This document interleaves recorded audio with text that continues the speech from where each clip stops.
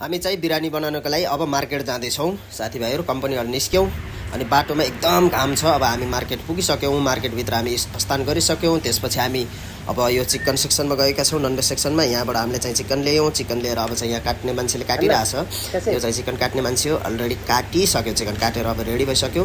अनि उहाँले चाहिँ हामीलाई बार्गेनिङ गरेर दिनुभयो। अब हामी काउन्टरमा लान्छौँ। त्यसपछि चाहिने परिकारहरू हामीले चाहिँ टट्ट पुतानाहरू टिप्यौँ, लसुन यो पुताना भयो। अनि त्यसपछि मासु ल्यायो, मासुमा टक्क पहिला यतिकन बेसार हालियो। अनि त्यसपछि तपाईँको यो गरम मसला हालियो, यसमा पर्ने सबै मेटेरियलहरू, गरम मसला, चिकन मसला होइन। त्यसपछि अब यो बिरानी मसला हालेर चाहिँ यसलाई फेरि हल्का फेरि अब यसमाथिबाट फेरि नुन पनि हालियो होइन। नुन पनि हालेर टक्क मोलेर फेरि यसमा हल्का फेरि कागतीले टक्क गल्न दिनु नि त। अनि त्यसपछि दही हालेर यसलाई टक्क राम्रोसँग मोलेर चट्ट यसलाई राम्रोसँग मिक्स गरेर फेरि टक्क हल्का यसलाई पकाएर होइन। अब हामीले यसलाई पकाइन्छ अनि हल्का पकाएपछि यसमा टक्क राइस हालियो, राइस हालेपछि हल्का टिपमा पाक्यो। अनि त्यसपछि यसमा करिन्डर पत्ताहरू हालिन्छ। त्यसपछि डम्म पाकेपछि बिरानी चाहिँ तपाईँको रेडी भयो।